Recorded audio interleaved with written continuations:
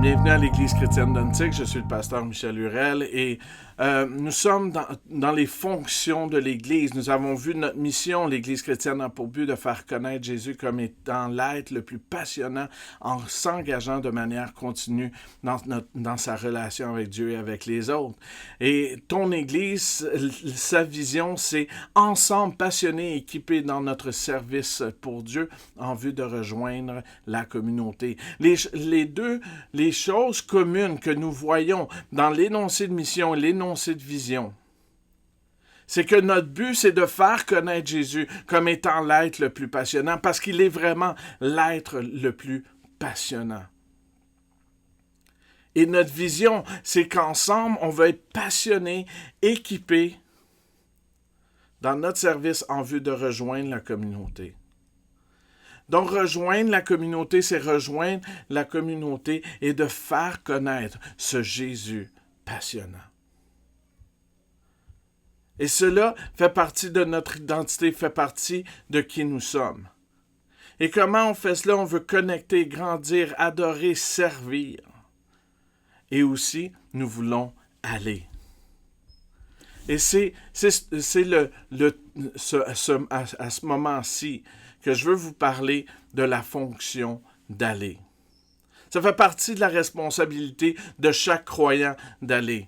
Pour l'Église chrétienne d'Antique, aller, c'est un mode de vie. Ce n'est pas que des élites qui sont appelées à aller et à faire une différence et à faire un impact dans la communauté. Mais c'est chaque croyant qui est appelé à aller. Ça me fait penser à cette femme au puits dans Jean 4. Alors que Jésus vient et dit à cette femme, « Donne-moi à boire. » La femme a dit, « Tu demandes à moi, une Samaritaine, donne-moi à boire. Toi qui es juif. » C'est quelque chose qui ne se faisait pas. C'est contre-culturel. Mais alors que Jésus dit, « Mais si tu me connaissais, tu me demanderais à moi. Donne-moi à boire. » Et l'eau que je te donne, c'est l'eau de vie. Ce n'est pas une eau physique. Ta soif spirituelle, je peux l'assouvir.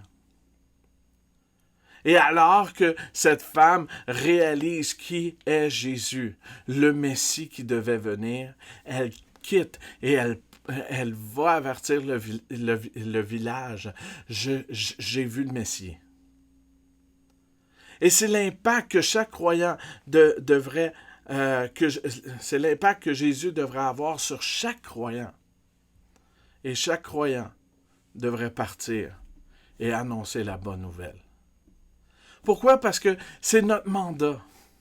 C'est notre raison d'être. C'est le pourquoi de l'Église. Et souvent, on a dit que les dernières paroles d'une personne, ce sont les plus importantes. Et les dernières paroles de Jésus avant son ascension fut ceci.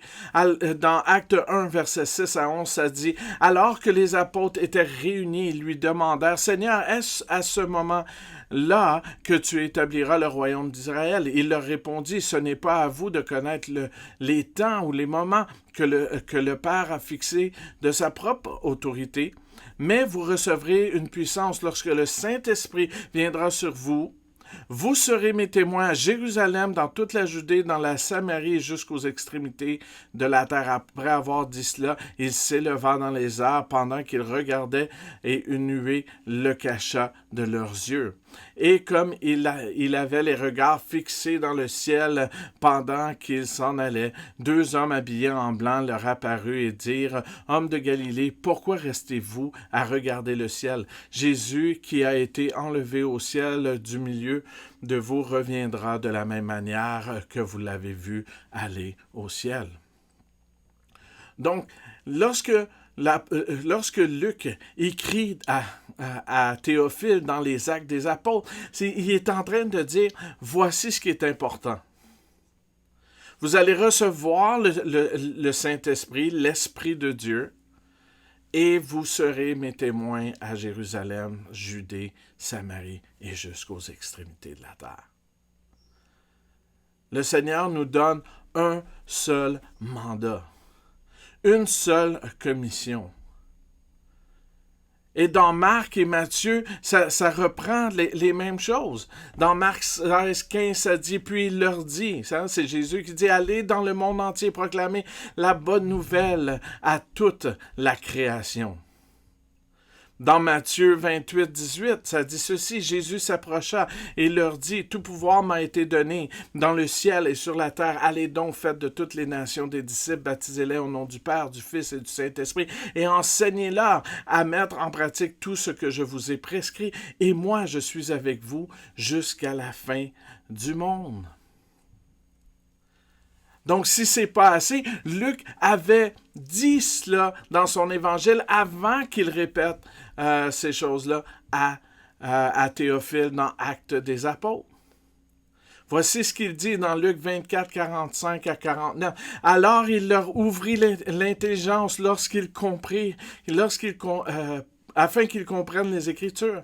Il leur dit, ainsi il est écrit, il fallait que cela arrive, que le Messie souffrirait et qu'il ressusciterait le troisième jour, et que la repentance et le pardon des péchés seraient prêchés en son nom à toutes les nations, à commencer par Jérusalem. Vous êtes témoins de ces choses, et voici que j'enverrai sur vous ce que mon Père a promis. Quant à vous, restez dans la ville de Jérusalem jusqu'à ce que vous soyez revêtus de la puissance de Dieu.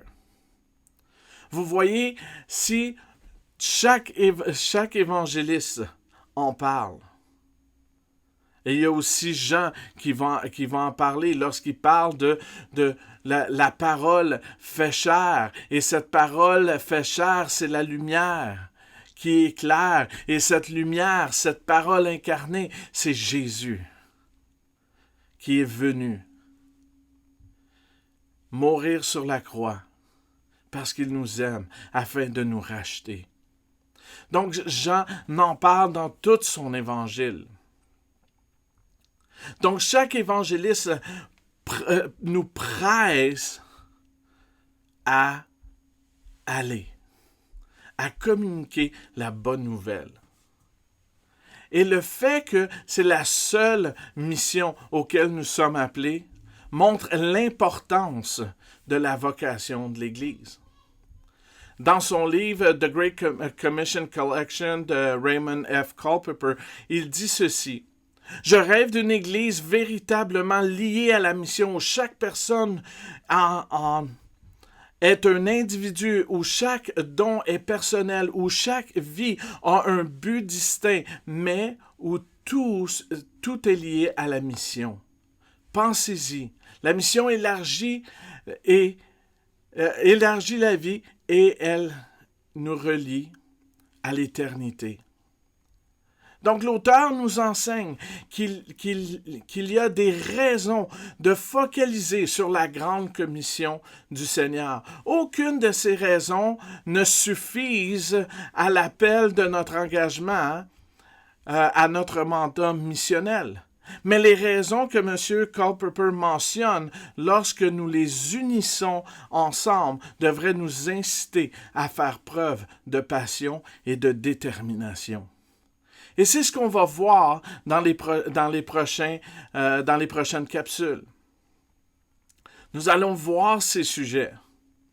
Et ces sujets ensemble devraient nous inciter, devraient nous exciter à la mission.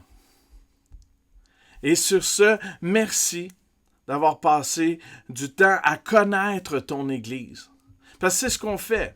Lorsqu'on regarde la mission de l'Église, la vision, les valeurs, tout cela, on est en train de dire, voici notre identité en tant qu'Église.